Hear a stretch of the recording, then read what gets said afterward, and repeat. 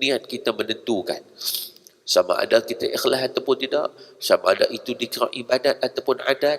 Niat itu. Contoh kita nak tidur, kita tidur mengantuk, tak kepala, itu adat. Tapi kalau kita nak tidur sebab apa? Ingat nak bangun qiyamul lail nanti, yang ni tidur berpahala. Sebab apa? Sebab niat kita untuk bangun qiyamul lail. Kita makan ni benar adat. Tapi kita niat aku makan ni untuk aku sihat.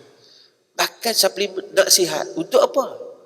Untuk memudahkan aku bangun malam. Contoh, makan dia tu dapat pahala.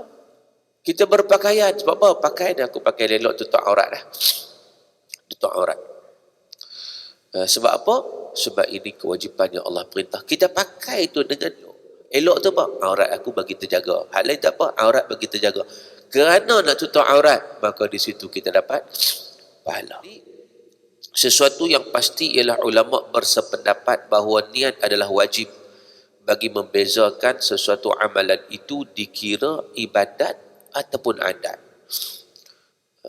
Jadi maknanya amalan yang kita buat tu nak kira adat ke ibadat.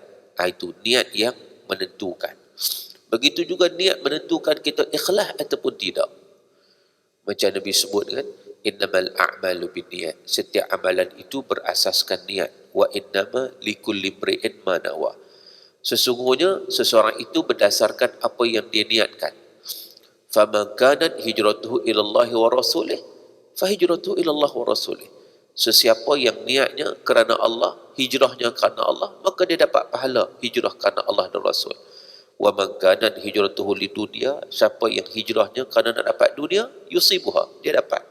Awi mura'atin yankihuha, atau semata-mata nak berkahwin dengan seorang wanita, fa hijratuhu ila ma hajara ilai, maka hijrahnya itu berdasarkan apa yang dia niatkan. Sebab itu niat kita menentukan sama ada kita ikhlas ataupun tidak, sama ada itu dikira ibadat ataupun adat. Niat itu. Contoh kita nak tidur, kita tidur mengantuk, tak kepala, itu adat, tak ada apa-apa implikasi.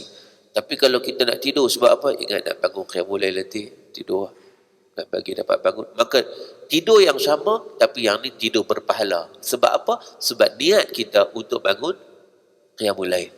Walaupun tak bangun, tiba-tiba tak bangun, bangun-bangun subuh, tapi pahala tu dah dapat dah, sebab niat menentukan pahala tadi. Berbeza dengan orang mengantuk nak tidur, tak ada niat pun nak bangun qiyamul lail, tiba-tiba tak bangun, maka tak ada apalah, tak dapat lah. Tapi kawan ni niat nak bangun qiyamul lail, tiba-tiba tak bangun, dia dapat pahala. Niat tersebut membezakan ibadat ataupun adat. Kita makan ni benar adat. Kita makan benar adat. Tapi kita niat aku makan ni untuk aku sihat. Macam orang makan suplemen lah. Kalau siapa yang meneruskan makan suplemen nak sihat, untuk apa? Untuk memudahkan aku bangun malam. Contoh, makan dia tu dapat pahala. Niat dia tu. Berbeza dengan makan sahaja je, lapar makan, itu aja, maka dia sekadar mengenyangkan perut. Kita berpakaian, sebab apa? Pakaian aku pakai elok tutup aurat dah. Tutup aurat. Sebab apa? Sebab ini kewajipan yang Allah perintah. Kita pakai itu dengan membetulkan cermin. Oh, jangan bagi elok. Elok tu apa? Aurat aku bagi terjaga. Hal lain tak apa? Aurat bagi terjaga. Kerana nak tutup aurat, maka di situ kita dapat pahala. Baik. Tuan-tuan dan puan-puan, firman Allah Ta'ala dalam surah Al-Bayyinah ayat 5. وَمَا أُمِرُوا إِلَّا لِيَعْبُدُوا اللَّهَ مُخْلِصِينَ لَهُ الدِّينَ. Mereka tidak disuruh kecuali supaya menyembah Allah dengan penuh keikhlasan kepadanya. Rasulullah SAW bersabda dalam sebuah hadis yang diriwayatkan oleh Imam Bukhari, sesungguhnya innamal a'malu binniyat, sesungguhnya sesuatu amalan itu mesti berasaskan kepada niat. Jadi hadis ini dengan jelas menyatakan keperluan untuk berniat dalam melaksanakan sesuatu amalan.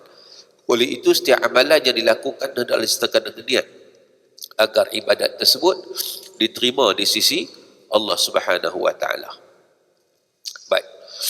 Apakah kepentingan niat? Baik, niat merupakan sesuatu yang amat penting kerana ia dapat mendidik manusia agar menjadi orang yang mempunyai matlamat dan tujuan dalam menunaikan sesuatu pekerjaan. Orang yang berjaya dan cemerlang ialah orang yang mempunyai matlamat dan tujuan hidup. Namun manusia yang tidak mempunyai matlamat dan tujuan dalam kehidupan ini sudah tentu hidupnya akan menjadi terumbang-ambing dan tidak berpedoman. Oleh itu, ajaran Islam mengajar penganutnya untuk menjadi manusia yang bermatlamat dalam kehidupan ini, lebih-lebih lagi dalam mengerjakan ibadah dan pengabdian diri kepada Allah Subhanahu Wa Taala.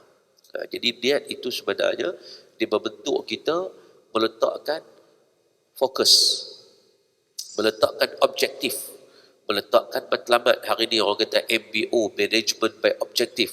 Sebenarnya perkara itu sudah ditekankan di dalam ajaran Islam sejak sekian lama. Jadi, apa matlamat kita? Matlamat itu dimulai dengan niat. Dengan niat itu kita akan menuju kepada matlamat. Maka tanpa niat kita tidak ada matlamat.